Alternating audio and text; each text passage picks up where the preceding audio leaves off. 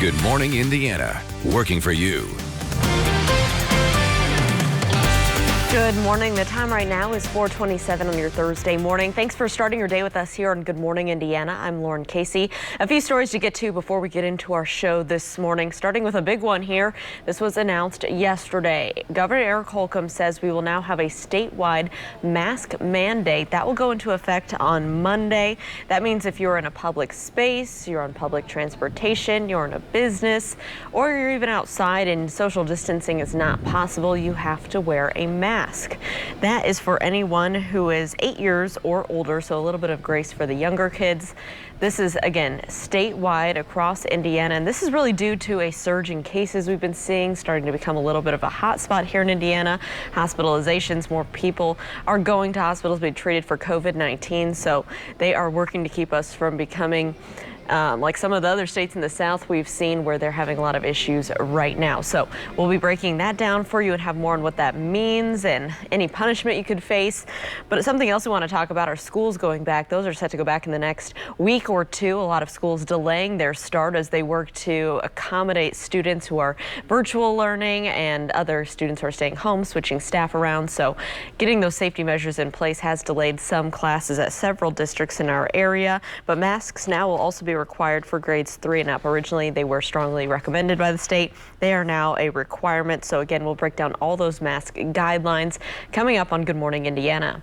Taking a turn right now to our forecast. Todd Clausen is standing by from home. And Todd, yesterday morning we had all that rain move through, and boy, it was muggy out there the rest of the day. You could just feel all the moisture in the air. What can we expect for our Thursday? You know, we're finally starting to turn the corner here, Lauren, into a better forecast that's going to carry us into the weekend. So the timing works out perfect. This morning, there's still a few very, very spotty showers out there. Nothing like we saw yesterday. And you can see those on Storm Team 6 radar. There's one little downpour near Muncie and then a little band of rain south of Indianapolis that stretches through the Martinsville area down towards Bloomington. Temperatures are in the 70s. It's still a little on the muggy side right now. But what's going to happen throughout the day today is those showers will move out pretty quickly this morning. The clouds will decrease, the humidity is going to drop, and we're going to be left with a nice seasonable day for us with a high temperature of 85 degrees. So just be a little bit patient here this morning, and then by this afternoon, I think you're really going to like the forecast. We'll talk more about that weekend in just a few minutes. Lauren. All right, Todd, thank you so much. Also coming up this morning in our 6 o'clock hour, we're taking a look at the Refuge. It's a collaborative effort down on the south side in Johnson County to feed families and make sure they have what they need, but it's even more than that, and they're also moving to a new location as of just a couple days ago, so we'll tell you where they're at now and what you can expect. That's all coming up here on Good Morning Indiana. This is Good Morning Indiana, working for you. While we have continued to fare better than many other states, now we have to hunker down in a different way, which is why wearing masks will become the fashion of the day.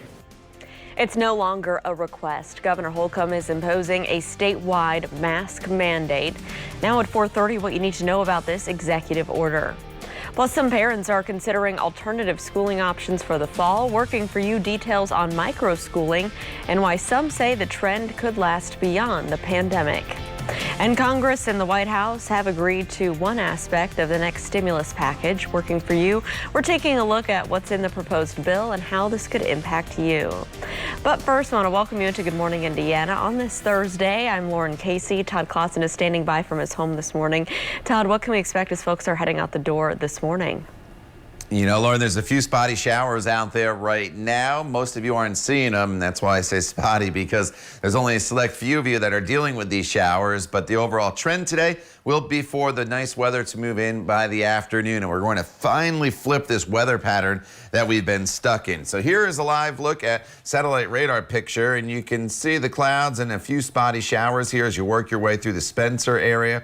over by Cataract Falls there. And then as you make your way into Martinsville, into Franklin, there's a nice little downpour just north of the town there. And in Greenwood, there's a nice little downpour. And then up to the north in Muncie, just north of you, there's a little shower. And that's really basically it as far as any rainfall goes. So once these showers move out, we have a pretty nice day in store for us. Temperatures still in the 70s here this morning, but the clouds will decrease throughout the day today. The humidity will drop, and by this afternoon, partly cloudy skies, Lauren, and a high temperature right around 85 degrees. All right, Todd, thank you so much. Let's take a look right now at your commute as you're heading out the door on this Thursday. This is I-70 and Emerson Avenue over on the east side. Traffic is moving along up to speed both eastbound and westbound. As you can see, no crashes or delays to slow you down at this early hour. New from overnight, police are investigating a deadly shooting on Indy's east side. Officers were called out to East 24th Street and Barnard Drive around 11:40 last night on reports of shots fired. When they arrived, they found a man suffering from gunshot wounds. He was pronounced dead at the scene. Police have not released many details at this time. Of course, we will continue to keep you updated as we learn more information. Also new overnight, Metro Police are investigating after a driver rear-ended an unmarked patrol car. This happened just before 1 o'clock this morning near 21st in Arlington on the city's east side. Police tell us that the officer got out of the car and tried to speak with the driver, but he took off. That's when a chase started. We're told the driver lost control around 30th and Ritter and hit a fence. The driver ran from the scene. Officers are still investigating. Over the past several weeks, a few things have happened.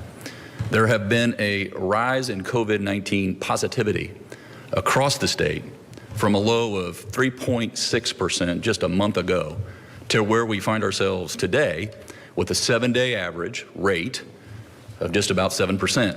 Last couple days it was closer to 8%. And as a lagging indicator, our overall hospitalization census has increased from about 600 a day near the end of June to about 800 where we are now. So starting on Monday, wearing a mask will no longer be a suggestion. Governor Eric Holcomb will sign an executive order today initiating a mask mandate for Hoosiers across the state. The order comes as cases of COVID-19 are increasing in Indiana and as schools prepare to reopen next week. Governor Holcomb said while he knows not everyone will be supportive of the mandate, it is necessary to keep our state open so we can avoid having to enforce the stay-at-home orders again.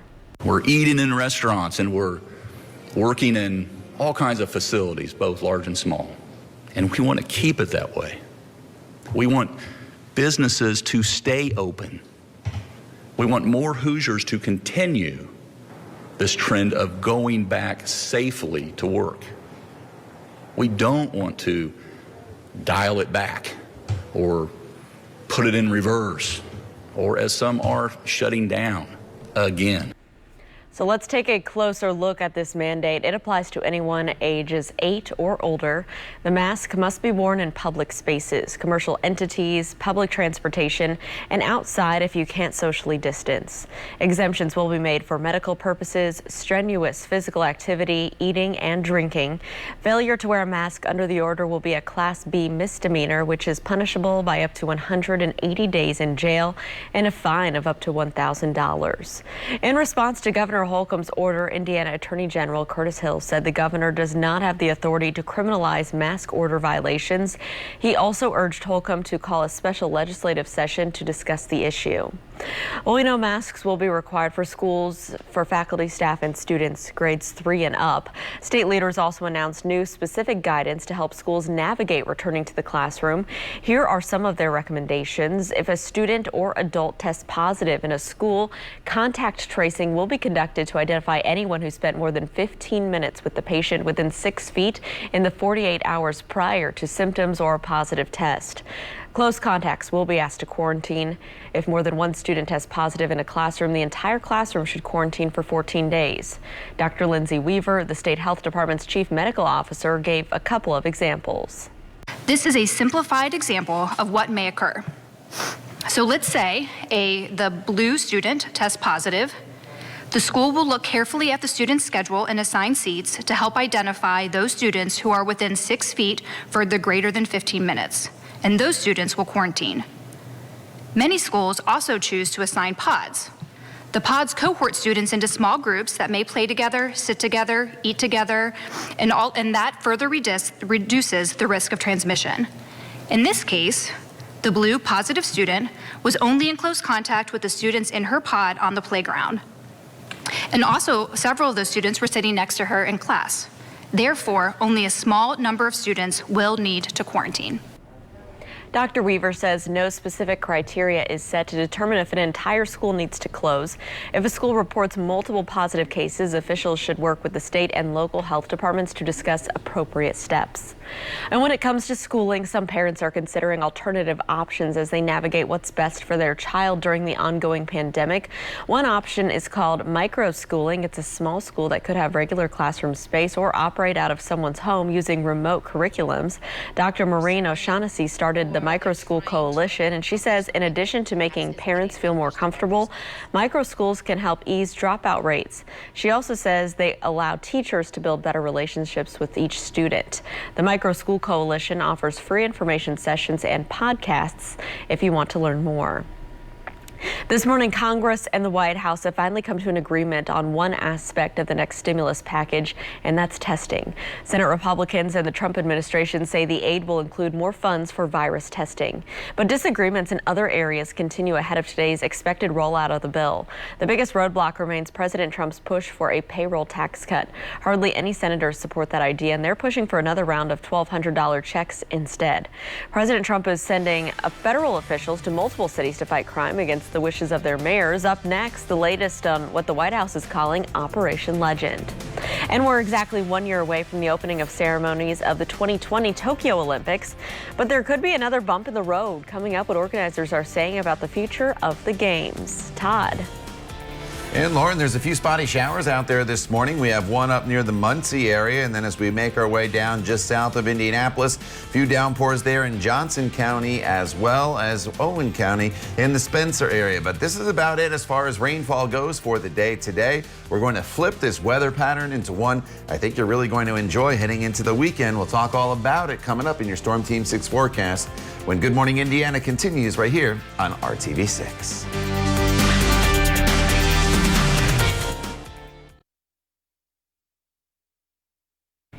Welcome back. This morning, the nation is mourning the loss of another civil rights hero. James Charles Evers died Wednesday at 97 years old from natural causes. Evers was the older brother of civil rights activist Medgar Evers, the Mississippi NAACP leader who was killed by a sniper back in 1963. After his brother was murdered, Charles took over his leadership roles in the organization and helped register black voters. He also made history when he became the first black mayor elected in Mississippi. President Trump tweeted about Evers' passing, saying he was a trailblazer in politics and a fearless leader. Funeral arrangements are pending. Mayors in multiple cities are objecting to President Trump's plans to send federal officers in to fight crime. Trump announced his plans on Wednesday. Reed Binion reports. Cities like Chicago and so many others that we just had a news conference. Chicago is a disaster. President Trump announcing a plan to surge federal law enforcement officers to Chicago and other cities, describing those areas as rife with crime and violence. People are dying in Chicago and other cities, and we can solve the problem. Before he was president, Trump blamed his predecessor, former President Barack Obama, for Chicago's crime problem. So why was it the president's fault then, but it's not your fault now? Well, he could have solved the problem, and he didn't. Trump now blaming Democrats at the local level, making the topic a campaign issue as he runs on a law and order theme. I think in their own way, they want us to go in. There'll be a time when they're going to want us to go in full blast, but right now we're sending extra people to help. But local leaders don't want that help, including Chicago Mayor Lori Lightfoot.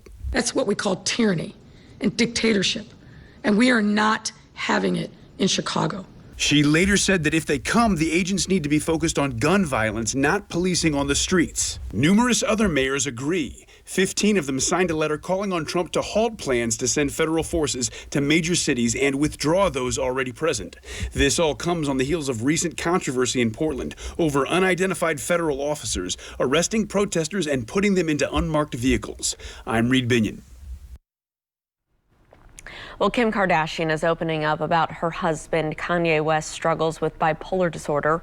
In an Instagram post on Wednesday, she asked for understanding, compassion, and privacy. This after West ranted against Harriet Tubman and says he and Kardashian considered aborting their first child during a rally in South Carolina. He then posted a series of tweets claiming that he's been trying to divorce Kim, saying she and her mother, Kris Jenner, were, quote, trying to lock him up. In her message, Kim said those who are close with Kanye know his heart and understand his words sometimes do not align with his intentions. At 4:44 new this morning, coronavirus has been detected at Yosemite National Park out in California. Health officials say wastewater taken from the park's treatment facilities have tested positive for COVID-19.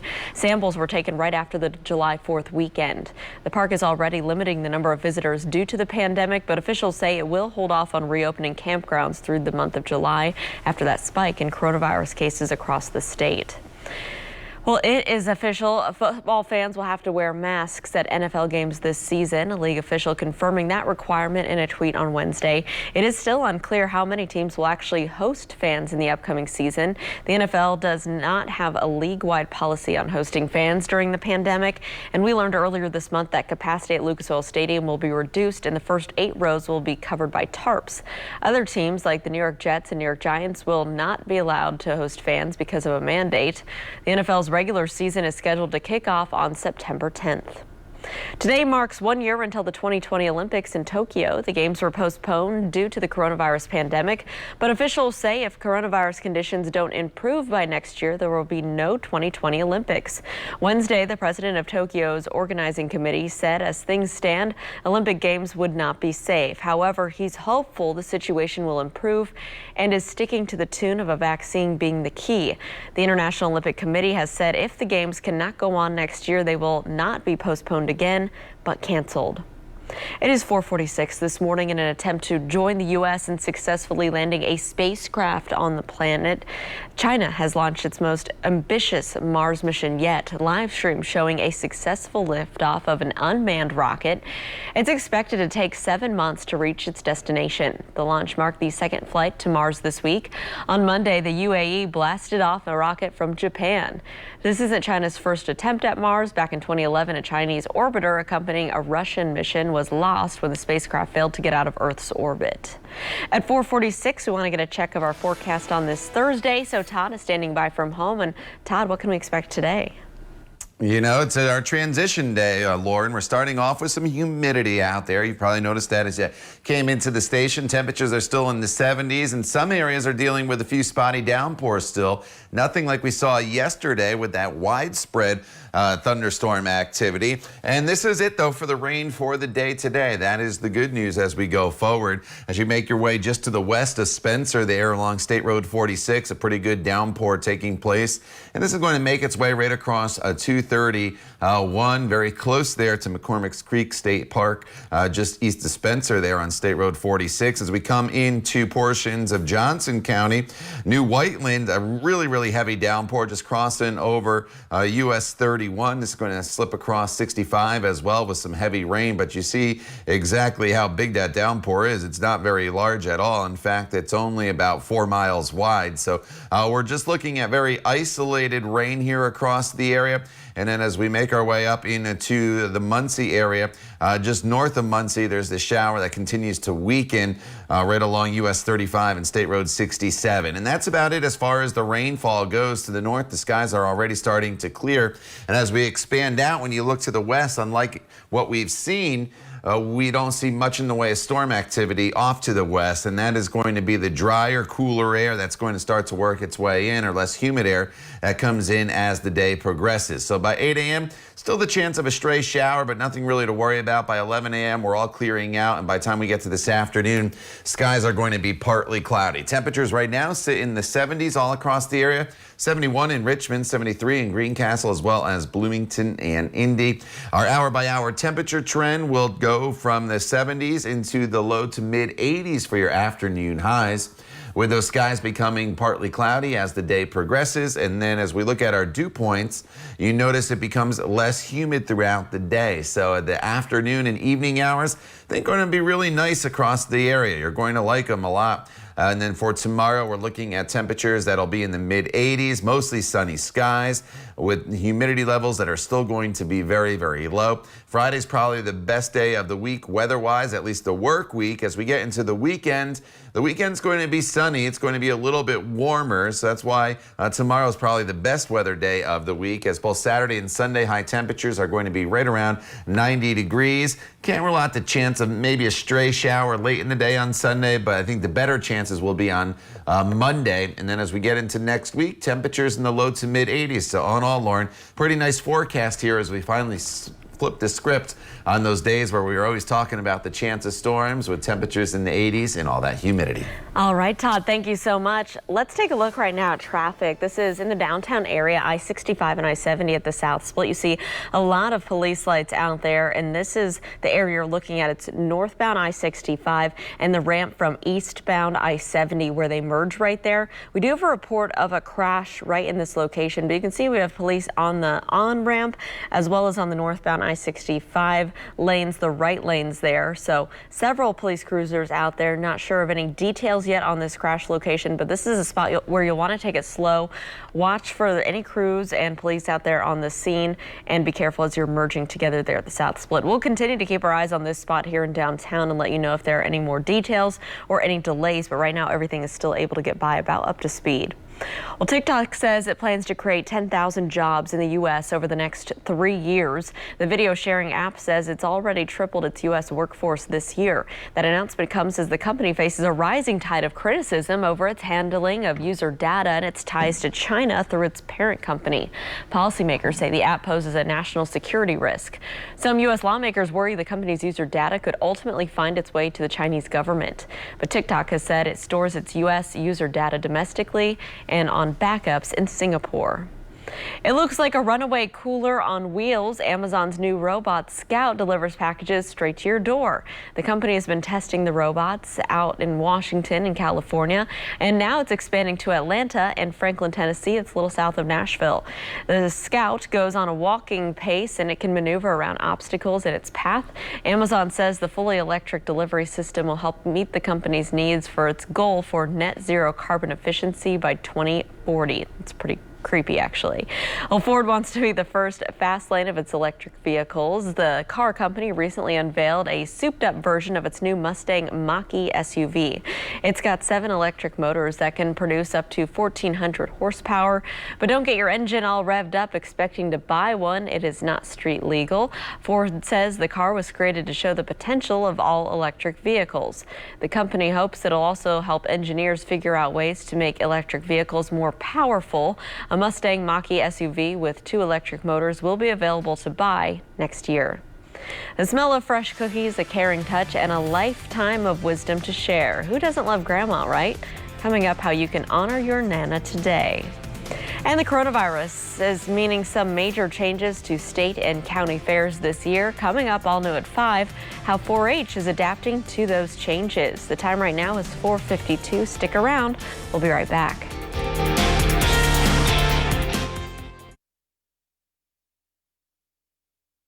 Welcome back. The time right now is 4:56. The smell of fresh cookies, a caring touch, and a lifetime of wisdom to share. Who doesn't love grandma, right? Well, there are all sorts of grandmothers out there, and today we celebrate them on National Gorgeous Grandmother's Day. Yours might ride a motorcycle or listen to heavy metal. She may have a better cell phone than you, but no matter who they are or what they like, all grandmas are gorgeous, right? So make sure to tell the ones in your life how much you appreciate them. I love that. All right, Todd. Let's check in and see what we can expect as we head out the door this Thursday morning. You know, Lauren, there's a few spotty downpours out there still this morning, mainly south of Indianapolis. But other than that, we're going to see the overall trend for the day be for the clouds to decrease from northwest to southeast, and the humidity drops today. So just be a little bit patient this morning. Turns into a pretty nice Thursday for us. Friday, 85 with plenty of sunshine, a great day. A little warmer for the weekend with temperatures around 90 degrees, but skies will be mostly sunny both Saturday and Sunday before storms return on Monday and Tuesday. The time now is 4:57. Stay with us. Good Morning Indiana continues here in just a couple minutes.